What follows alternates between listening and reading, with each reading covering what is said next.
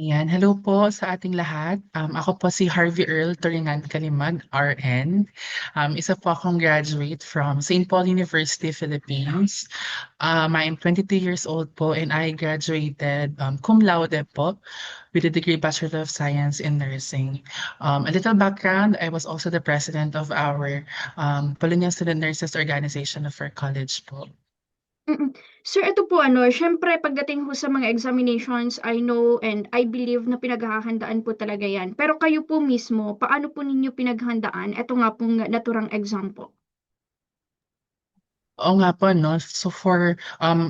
So in reality po 'no, we have at least less than 2 months of preparation that malayo po siya sa usual na preparations ng aming institution which is usually 90 days po na preparation ano. Because PRC nag-announce po sila na from original May cycle 'no, nagkaroon po tayo ng new set of schedule which is naging February po. Pinaghandaan ko po siya first mentally. Nung in-announce po ng PRC na magcha-change po from May to February, agad ko pong iniisip na I need to take a rest. Sabi nga nila, take a rest or lose the chance. And from that, pinprepare ko po yung mental capability ko if kaya ko ba siya with that amount of pressure, with that amount of short preparation, kung kaya ko ba siya. And with kind of preparation rin, of course, yung academics rin po, ay inassess ko rin po or inalam ko rin po if kaya ko ba with that short kind of preparation. And I think yung university po namin really trained us to have this kind of examination despite the short preparation po. Mm. Pero nung nagre-review pa lang ho kayo, sir, na-foresee na po ba ninyo na, magiging top-notcher ako? Ay, naku po, I graduated top of my class po. Of course, it's a lot of pressure po. People are expecting a lot from me. Pero at some point during the review, no, it somehow affects me, no. Siyempre, lagi kang tinitignan, tinitingala. Of course, people are really expecting you because you top. You're the top of the class. So, but personally, it's prayer po talaga. Hindi ko po siya ide-deny na I really aim to top the board exam. But on top of that, I really pray to God na mag-top po ako. And gladly, He listened to my prayer na mag-top po ako. And that's it. Prayer works wonders po talaga. Mm. Pero ito, sir, background lamang, talagang pinangarap niyo na po dati pa, nung bata pa ho kayo, na maging nurse naman someday? Opo, actually po pinangarap ko po nung bata ako. Nung una po I dream of becoming a priest. But likewise to my uncle po, mayroon po kasi ako isang uncle, ang nag-iisang tito ko po with my mother's side, who also dream of becoming a priest at first. And eventually, um, bigla na lang po nagpop-up yung nursing sa amin. So, naging inspiration ko po yung uncle ko on becoming a nurse. And then I also dream of becoming a doctor. So RNMT po siya, no? But as childhood, I think na yes po. Pinangarap ko po siya since childhood po, maging nurse po. Yes po. Bukod ho sa mga nababanggit niyo, sir, na mga naging inspiration na rin ho ninyo as well. Pero bukod ho sa kanila, sino-sino pa ho yung mga inspiration ho ninyo pagdating ho sa pag-aaral, sa pagre-review, and sa ngayon, na kayo po ay registered nurse na ho totally? Naku po, beside from my tito, no, because he supports me financially, no. Um, Really, on top of my inspiration is my father. So inspiring po talaga siya because I am a scholar po of our university. Meron po kasing tinatawag na employee benefits of our university po, wherein kapag empleyado po ang magulang ninyo sa university, you get a 100% free tuition po. But as nursing, opo, no, sobrang mahal po talaga ng nursing po. Parang But it's a good help. Good help na po yung 100% tuition fee. But on top of that, may miscellaneous fee pa po. My father is a maintenance worker po. So I mentioned it with my graduation speech na I offered this victory to him. Maintenance worker po siya. So nagwawalis po siya sa mga classrooms, nagka-grass cutter. Like, sa building po namin sa building po namin St. Paul, we have four floors. And yung naka-assign po sa kanya usually 2 floors, ganun po. And amazing lang siya, super naging inspiration ko po siya kasi while learning, alam mo yun, ma'am, yung nagdi-discuss yung ma'am ko, tas sisilip siya sa bintana habang nagwawalis siya. Um, tas habang in an air-conditioned classroom ako, nakikita ko siya nasa labas. Minsan kapag free time ko, ma'am, hindi ako pawis, pero pag pumupunta ako sa kanya, pawis na pawis siya. And then, of course, my mother rin po, no? She's a public school teacher naman po yung mother ko. And also to my kuya, my inspiration. Um, but beyond that, I think what really strikes me most is yung mga patients po namin. You know what, we were exposed po sa community, which is different from other schools, no? In St. Paul University po kasi we are exposed with community health nursing from second year to fifth year. And I suppose na yung ibang university po hanggang second or third year lang po siya. It's what we call like parang servant leadership. And being exposed to the community, no? Pag na-expose kasi kami sa community po, yun po yung tinatawag naming GIDA, yung geographically isolated and deprived areas po, mga ganun. So it was really a motivation for me that I could really, with our projects, with our home visits, with our community organizing, I could really have that kind of sense of fulfillment in bringing change to the community, no? If they feel empowered, no? Pag may isang nurse lang sa kanila or isang leader that could make a change, it's really helpful for them. So dun po ako really na-inspire for them po. Naku, eto nakaka-inspire nga po pala talaga ano sir, eto nga pong and nakaka-touch eto nga hong, kuwento ho ninyo. Pero pagdating ho pala dito sa pagre-review naman po ninyo sir, ano po yung maibabahagi po ninyong sikreto or ano po yung mai-she-share niyo sa mga kababayan ho natin na sa mga pagkakataong ito siguro nagre-review, hindi man ho sa, specific ano na exam na tinake ho ninyo, siguro sa ibang mga exams, pero ano po yung maipapayo ho ninyo sa kanila? Siguro number one tip ko po is that you should know yourself.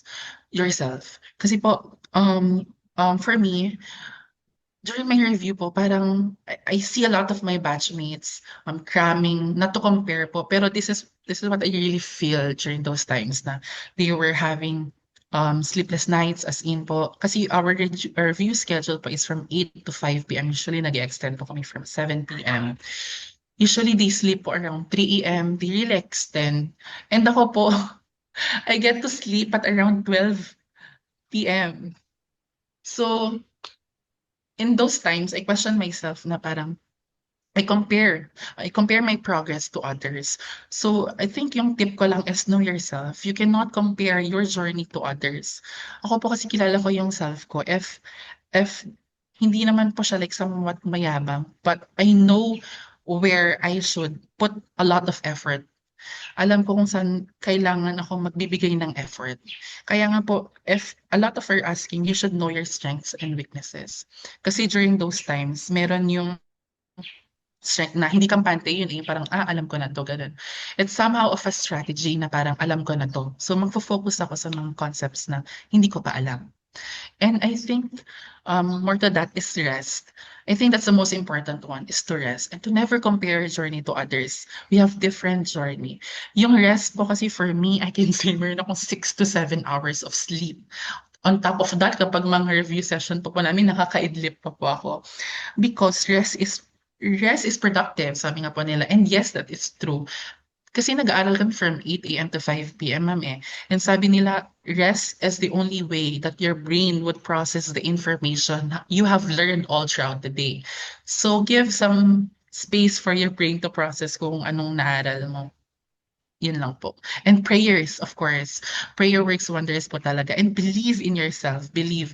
If you're going to take that exam, first and foremost, you need to believe in yourself na kaya mo. Yun lang po. Yes po. And kamustahin ko na lamang din po pala sir ano, kamusta ho yung compliments na natatanggap niyo ho this time? Actually, parang overwhelming siya. Of course, I was praying to be the top one. Pero i-share ko lang po sa inyo na God is so good because alam niya if ever, siguro if top one, siguro hindi ko ma-handle yung pressure, siguro another pressure siya ma'am. If top two naman, baka masasayangan ako na parang, "Hala, onti na lang, top 1 na sana." 'Pag top 3 naman, "Ay, onti na lang, nag-top 2 na lang sana." But top 4 was the perfect place for me. It was a feeling of excitement po talaga na parang it's a new opportunity for me. Hindi lang po ito yung end, but a starting opportunity for me for greater heights po. Mm. Sir, ito po pala ano nung, nailabas po itong, resulta, sino ho yung, nagpaalam ho sa inyo or kayo po ba mismo yung nakaalam na, top notcher? Actually, ma'am, 'di ba po nag-release yung PRC lang ng around 12 PM na magre-release yung results soon. And we didn't expect na at 7 PM siya magre-release. Akala po namin mga 9 or mga madaling araw kasi usually gano'n pa yung PRC mag-release, yung super unexpected. Well, super unexpected naman na 7 PM sila magre-release and usually po nagko-continue po kami mag-novena or mag-pray even po tapos na yung board examination. So, nag-pray po kami 6:30, 7 lumabas na po yung result. And then, when I was about to pray po yung booklet ni St. Jude, so ang batch name po kasi namin is St. Jude Tadeus. So, yung electronic copy niya po kasi is nasa phone. So, nag-pop up na po yung congrats. Congrats, Harvey, ganun lang po siya. And then, ang una ko pong nakita is yung advisor ko po from my organization. Sabi niya po, "Congrats, Harvey." Pero yung nagsabi po sa'kin na top notcher po ako was my, vice president ng PSNO po, which is my also batchmate po. Sabi niya na, "Congratulations, top notcher." Hindi ko pa alam kung anong place ko dun, so medyo in-assume ko na magta-top 1 po ako. But I was really, really grateful. It's not a skill, but I was really, really grateful na I saw my name doon po sa list of passers. Yes po. And dahil nga po diyan sir ano, siyempre curious lamang ho kami. After ho nito, ano po yung mga pagpaplano naman po ninyo? We are hoping ho kasi ano sir na siyempre mag-stay ho kayo dito sa Pinas. Kasi alam po natin na meron po yung mga, graduate ho ng nursing and totally nurse na ho ngayon ano sir na nag-iibang bansa. Pero kung kayo po yung tatanungin, kamusta po ba? Yes po. I will serve the country first. Bayan po muna Mm, bago po tayo sa ibang bansa. I think it's best because yun nga po naging primary reason ko po talaga yung community health nursing. You know what, kung sasabihin man po nila na be practical, well, this is practical for me. Iba po talaga yung impact ng community sa akin. And to bring back 'no, po yung binigay ni Lord sa akin with that opportunity, I think it would really allow me to have a greater opportunities or a wide range of opportunities. Kaya po, for now, if papalarin po, I want to, inspire more student nurses po ano, I want to teach. I want to teach kasi super na-inspire po ako magturo, mag-teach, and I'd like to share po kung ano po yung meron po ako na binigay ni Lord na wisdom po sa akin po. Maraming salamat po sir ano sa inyo pong ibinahaging Sige po. information sa amin and again congratulations ho sa inyo. Ibibigay ko na lamang din ito nga pong pagkakataong ito unless meron ho kayong gustong pasalamatan pa or kung meron ho kayong mga gustong idagdag dito ho sa ating napag-usapan, please go ahead po. Okay po. So, mag-story lang po ako, a little background, ta's mag-thank you po ako. So, before the board examination po, like a lot of signs na nagda-doubt po ako as in, 'di ba parang may pamahiin po kasi na nahuhulog yung mga pencil, nahuhulog lahat. So, during yung clinical graduation po namin, nahulog po yung lamp ko, nahulog po yung candle ko, nabasag po siya, and I was really expecting na baka ako lang ang hindi makasama kasi I was really having a dream po na parang naiiwan ako or what. Opo, yun po. And during the day, during my board examination, like 2 days before po, nagtrangkaso po ako and I have sore throat. And I was praying to God na to be at my best condition during my board examination. And binigay niya naman po yun. Um, Message na lang po, nagpapasalamat po ako sa lahat ng nagtiwala po, nagdasal po para sa, hindi lang po para sa akin, pero po Sa buong batch po ng SJTA, SPUP, maraming salamat po to my intercession to my angels and saints, to Our Lady of Piat po, and to my message po to everyone aspiring to become a nurse po, have a reason for you to continue dreaming po. And to my fellow future co-RNs who didn't make it, sa mga hindi po pinalad, I continuously pray for everyone to have that kind of spirit and bravery to take another PNLE for themselves, for their dreams, and for their families po. With that, sir, maraming salamat po at mag-ingat po kayo lagi, sir. Thank you so much po. Sa Radyo Bombo!